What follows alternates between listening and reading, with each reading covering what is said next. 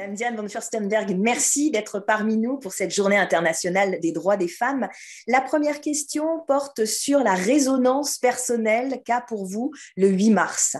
Qu'est-ce qui s'est passé pour vous pendant un 8 mars et pourquoi vous considérez que le 8 mars est important comme journée internationale des droits des femmes?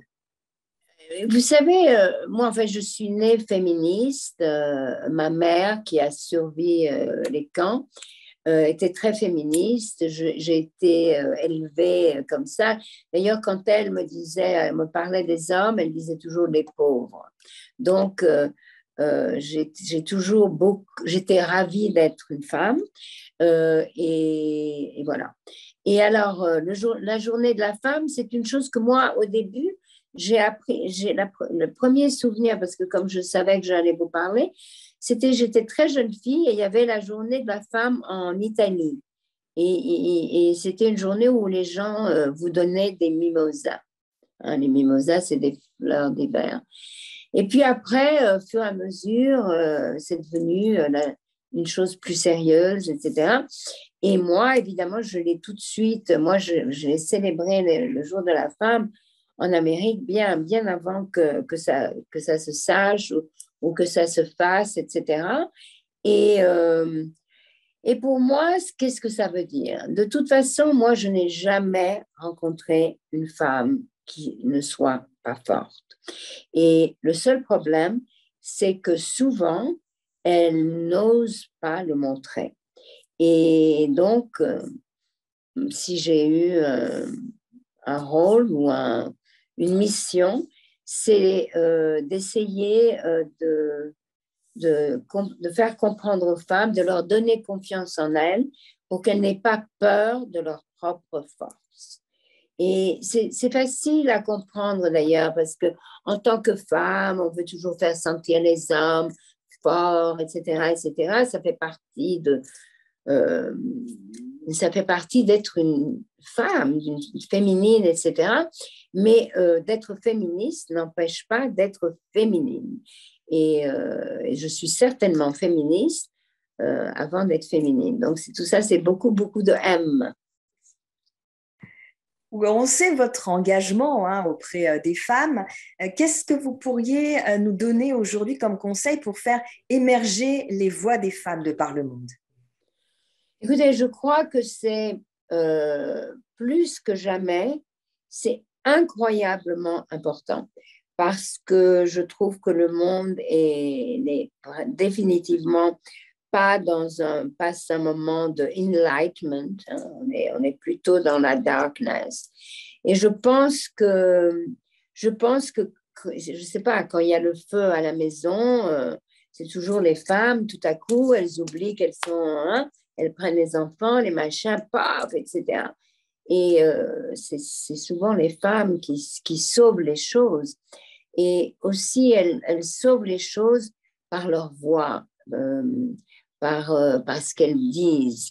Et je pense qu'en ce moment, on a un peu perdu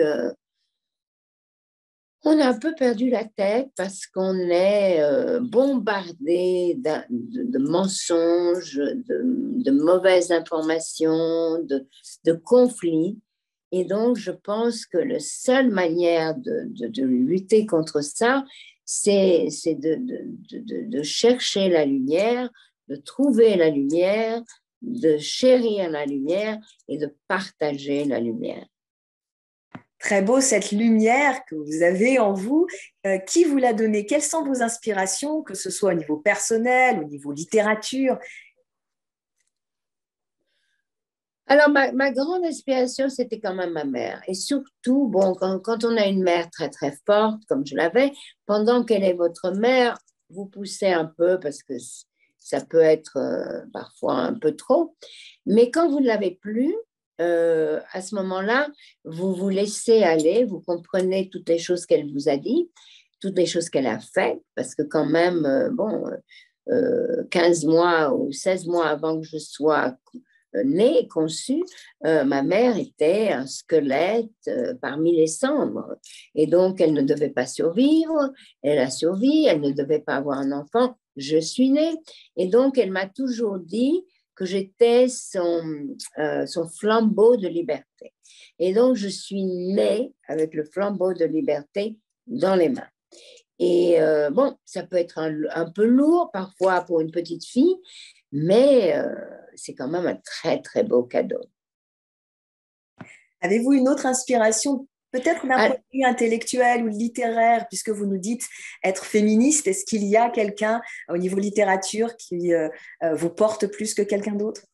Ben oui, en fait, mais toutes les femmes qui ont osé parler, évidemment, Simone de Beauvoir, évidemment, Toni Morrison, mais aussi Josephine Baker, enfin Marlène Dietrich. Je ne sais pas, il y a tellement, tellement de femmes qui ont osé, Gloria Steinem, qui ont osé et qui ont changé et qui ont ouvert la route pour d'autres femmes. Alors, une toute dernière question, on sait que votre temps est compté. Qu'avez-vous envie de dire aux jeunes générations aujourd'hui? Qu'est-ce que j'ai envie de dire aux jeunes générations? Eh bien, d'abord, mon premier conseil, c'est de savoir que la relation la plus importante est celle que vous avez avec vous-même. Et donc, c'est très important, dès que possible, d'établir une vraie relation avec soi-même. Et pour avoir une vraie relation avec soi-même, il ne faut surtout pas se mentir. Il faut oser se dire, oser avouer nos faiblesses, parce que à partir du moment où vous assumez vos faiblesses, vous les tournez en force. À partir du moment où vous assumez vos insecurities, elles deviennent aussi de la force. Donc, la chose la plus importante, c'est toujours, toujours de faire assez de temps, de faire prendre assez d'espace pour surtout jamais vous perdre vous-même. Car la seule chose dont on a entièrement le contrôle, c'est son caractère. On peut perdre sa santé, on peut perdre sa beauté, on peut perdre sa famille, on peut perdre son argent, on peut perdre sa liberté, mais on ne perd jamais son caractère, même sous la torture. Et donc ça, cette chose, ce caractère, c'est une espèce de petite maison qu'on a à l'intérieur de soi-même, qui est un shelter, un abri, et qui vous protège. Et de toute manière, quoi qu'il arrive, vous êtes toujours avec vous-même, dans les souffrances, dans les bonheurs, dans les joies, et donc autant profiter.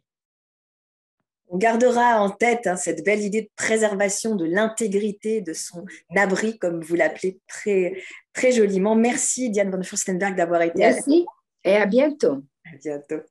Ciao.